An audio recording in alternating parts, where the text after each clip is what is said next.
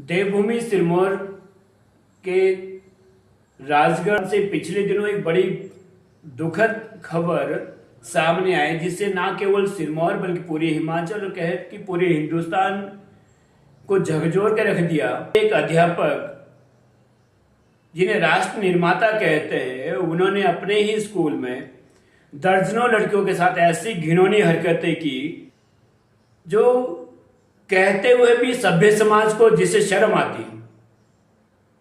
और वे घिनौनी हरकत कोई एक दो दिन, एक दो महीना नहीं चली, ये कई सालों से चली आ रही थी।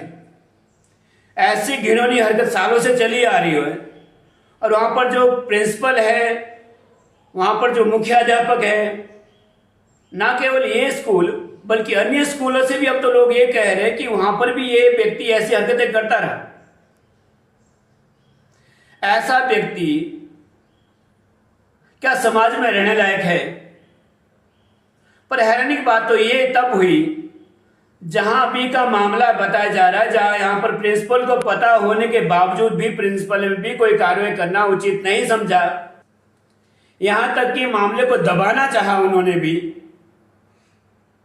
प्रिंसिपल की भी संलिप्तता इसमें बराबर देखने को मिल रही है। नहीं तो अगर कोई प्रिंसिपल, ठीक ऐसा नहीं हो सकता कि स्कूल में कोई हलचल हो रही हो और प्रिंसिपल को इसका पता नहीं है, और अगर प्रिंसिपल को पता नहीं है तो वो व्यक्ति प्रिंसिपल रहने के, प्रिंसिपल बनने के लायक नहीं है। इस अध्यापक के खिलाफ कानूनी कार्रवाई हुई, अच्छी बात है।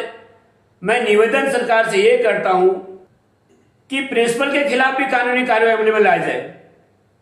ये कार्रवाई भी कब हुई? जब राजगढ़ की जनता सड़क पे उतरी तब, जब राजगढ़ की जनता ने स्कूल का घेराव किया तब। क्या उससे पहले कार्रवाई नहीं हो सकती थी? क्या ये पापी इतना प्रभावशाली है कि प्रिंसिपल भी इसके खिलाफ कार्रवाई करने से कतरा रही होगी? क्या ये पापी व्यक्ति इतना प्रभावशाली है कि स्थानीय एमएलए खुद महिला होते हुए भी इसके खिलाफ एक भी शब्द उनके मुंह से नहीं निकला? क्या पापी इतना प्रभावशाली है? क्या यहां पर भी हिंदू मुस्लिम होना चाहिए था? क्या तभी मुद्दा बनता? पोटा साहब ने तो पोटा साहब गए तो वहां तो बड़ी छाती पीटी। मैं कहता हूं ठीक है, अच्छी बात है, करना चाहिए था। भाजपा के अध्यक्ष जी बिंदल जी, उनको करना चाहिए था। रीना कश्यप जी, सुरेश कश्यप जी, जयराम ठाकुर जी जो पोटा में चिल्लाए, अच्छी बात है।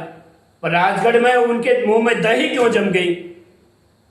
क्या यहां पर भी भाजपा को लगता है कि यहां कोई एंगल उन्हें मिल रहा होगा, शायद इसलिए चुप हो गए? बेटी बेटी है, बेटी को न्याय मिलना चाहिए और पापी को सजा मिलनी चाहिए। भाजपा के साथ साथ कांग्रेस के किसी भी नेता ने कोई भी आज तक इसके ऊपर कोई भी एक भी बयान नहीं दिया है।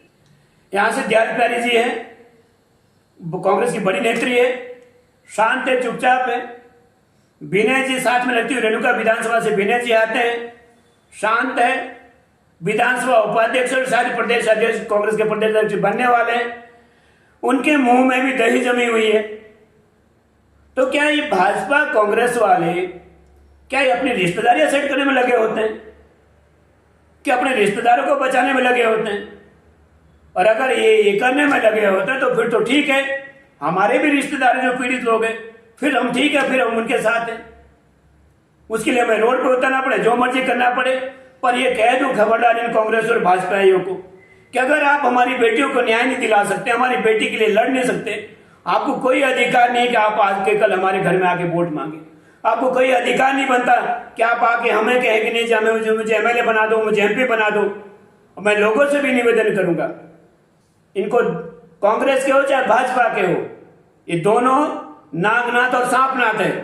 इन्हें दूध पिलाना बंद कर दीजिए, नहीं तो हमारी बेटियों की ऐसे इज्जत लूटती रहेगी जैसे अब तो लूटती रही है। हम लोगों को सजग होना पड़ेगा, हम लोगों को जागरूक होना पड़ेगा। इनके पास शक्तियां, पावर हमारे ही वोट से आती है और उसी से ही हमारे ऊपर अत्याचार। ये हमारे रक्षक नहीं भक्षक बन गए हैं आज की डेट में, हमें यह कहना पड़ रहा है।